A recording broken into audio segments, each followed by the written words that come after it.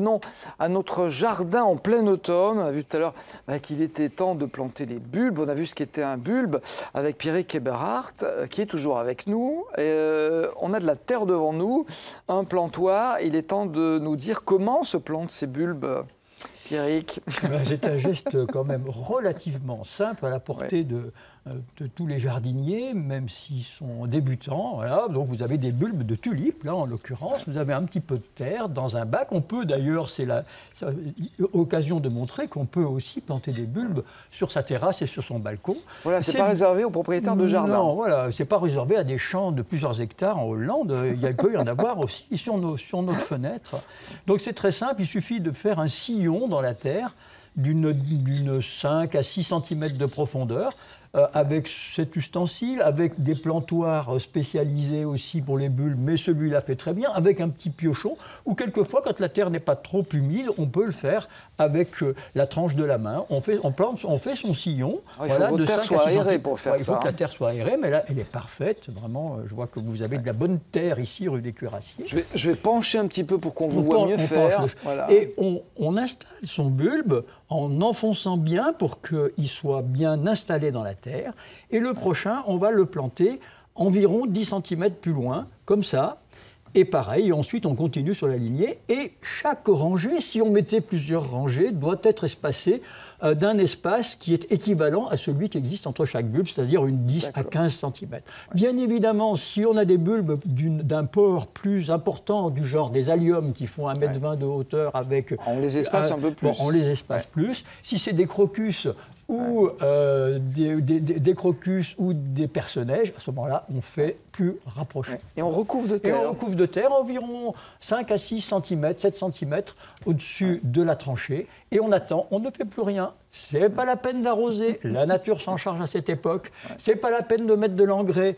Le bulbe a ce qu'il faut en magasin, dans sa réserve, il a ce qu'il faut. Et on attend. On ne s'inquiète pas si on ne voit pas apparaître quoi que ce soit dans les semaines qui viennent. Les petites pousses terminales du bulbe, tulipe, jonquille, jacinthe, etc.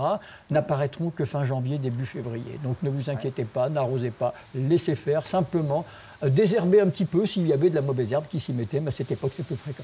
Alors la question est, ces bulbes, d'où est-ce qu'ils viennent? Ils viennent de la terre déjà, parce qu'on les a ressortis. Alors à quel moment? Alors soit on les a commandés en Hollande, si on veut faire distinguer, soit ce que je recommande de faire, non pas en Hollande, mais de renouveler chaque année son stock de bulbes, soit on les trouve aussi en jardinerie, en grande surface, etc. Soit aussi on les récolte soi-même. Si on a des bulbes dans son jardin ou sur son balcon, on peut très bien récolter ces bulbes. Ceux-là viennent de mon modeste jardin. Voilà, parce qu'ils se reproduisent chaque année. Ils se reproduisent, ils se divisent, ils se renouvellent.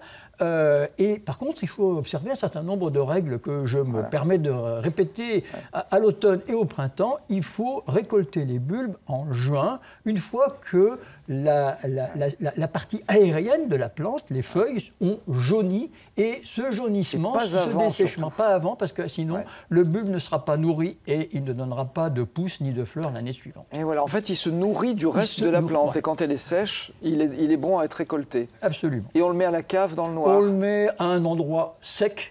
À l'abri de certains prédateurs aussi, parce qu'il y a des insectes ou des petits mammifères qui peuvent en être friands. Donc on le met à un endroit aéré, sec, hors de portée des mulots, disons, pour faire simple.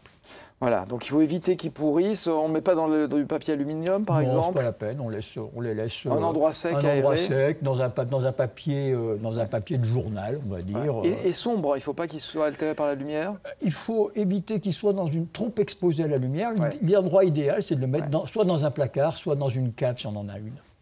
Voilà. Et puis un dernier mot, on peut les accompagner de plantes vivaces de printemps. C'est le moment de mettre en valeur les bulbes et de mettre en valeur aussi les plantes qui accompagnent les bulbes, les vivaces. Et donc je pense en particulier à des iris qui sont des plantes, quelquefois à bulbes d'ailleurs. Il y a des iris rhizomateux, il y a des iris à bulbes. On pense au delphinium. On pense à toute la famille des aubrécias au début du printemps qui vont mettre en valeur on pense aussi au géranium vivace, au delphinium, toutes ces plantes vivaces de printemps, j'ajoute les pivoines bien évidemment, et puis les arbustes comme les rosiers, qui font que les bulbes qui commencent à fleurir fin février jusqu'au début juin vont se marier harmonieusement avec toutes ces plantes vivaces de printemps. Merci Pierrick pour vos conseils, on ne voit pas le temps passer avec vous.